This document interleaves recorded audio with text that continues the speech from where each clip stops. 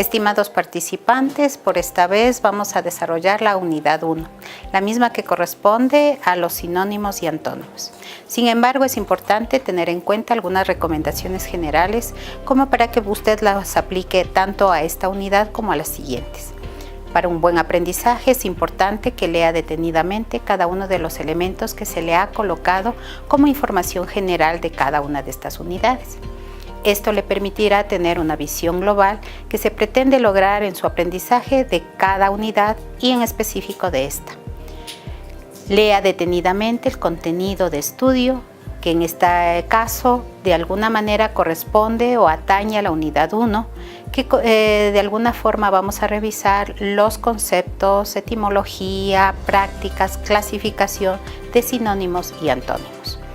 A continuación, le corresponde también revisar las actividades de aprendizaje, los distintos elementos propuestos como ejercicios para establecer una relación tanto de la teoría como de la práctica.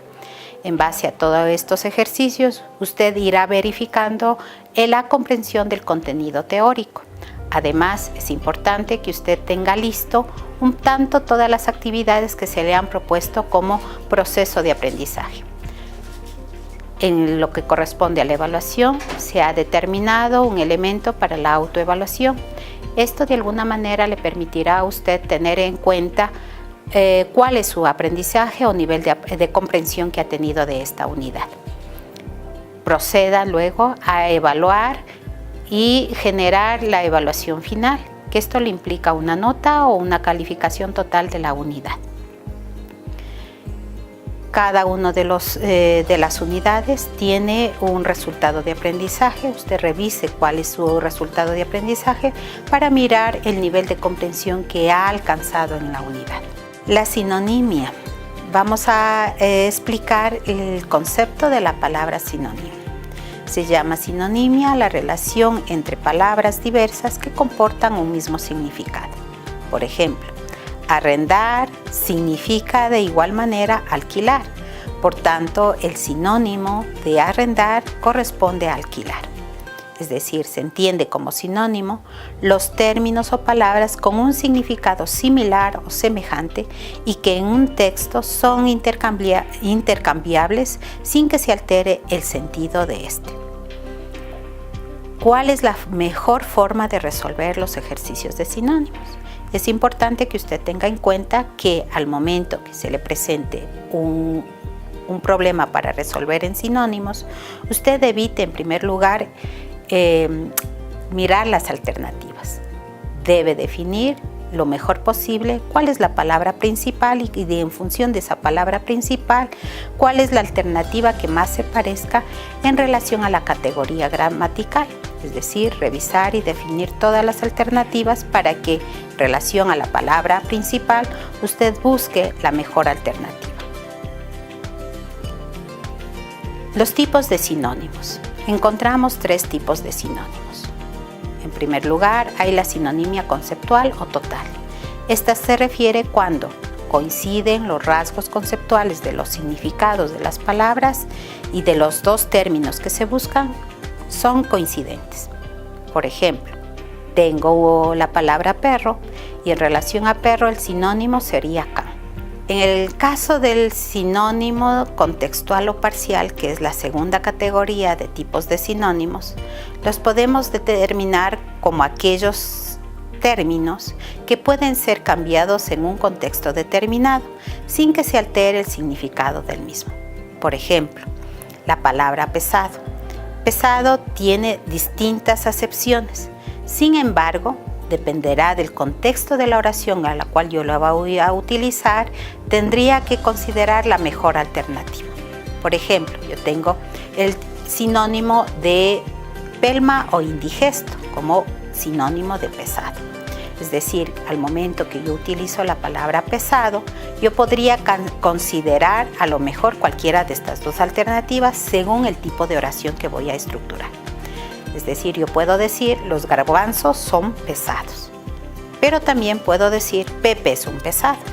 Entonces, el sinónimo depende del tipo de contexto de la oración. De igual manera, yo puedo decir los garbanzos son pesados y Pepe es un pelmazo. El tercer tipo de sinónimo corresponde al sinónimo por diferenciación gradual. Este se caracteriza por tener un significado similar, pero cuya intensidad varía por el ejemplo.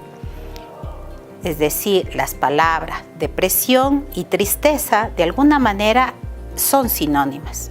Sin embargo, la graduación que tiene depresión no es la misma que tristeza. Tristeza es un elemento superficial, mientras que la depresión de alguna manera genera un significado mucho más profundo de lo que corresponde a la tristeza. Es decir, que al momento de utilizar este significado, nosotros tendríamos que ver en qué tipo de graduación tenemos. Los antónimos. En este caso vamos a referirnos a las palabras antónimas. Estas son importantes porque nos ayudan a determinar las contradicciones que existen en todo lo que nos rodea. Es decir, blanco, negro, arriba, abajo, etc. Como el pensamiento está íntimamente ligado con la palabra, por ello es importante considerar los antónimos para verificar el contexto de nuestro léxico, pues esto constituye nuestra expresión y el uso de las palabras, como también la capacidad que nosotros tenemos para la abstracción, es decir, de alguna manera la rapidez mental con la que hacemos uso de nuestro lenguaje. Al estudiar los antónimos pretendemos que usted pueda mejorar su capacidad de abstracción, pueda precisar las palabras con su pensamiento, aumentar su léxico y expresar de mejor forma y que los demás lo comprendan. ¿Qué es la antonimia? La antonimia se entiende a la relación de contraste u oposición de significados entre las palabras.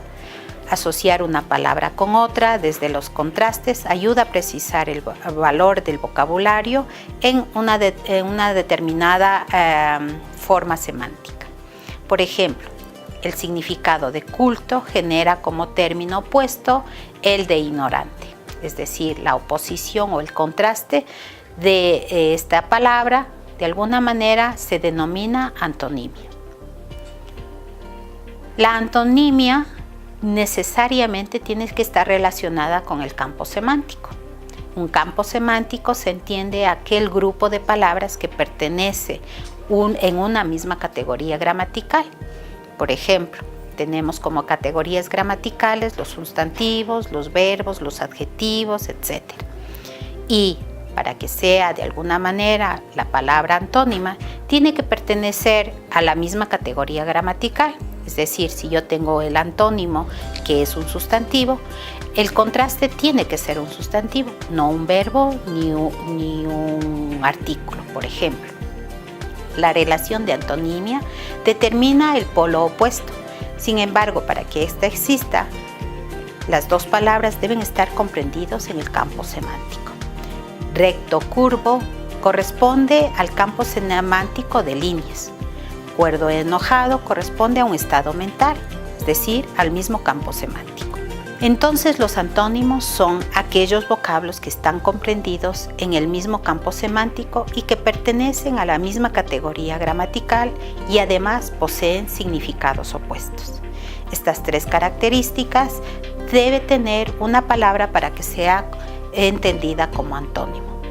Vuelvo a repetir, campo semántico, es decir, el mismo significado, la clase gramatical, es decir, el significante, y los significados opuestos.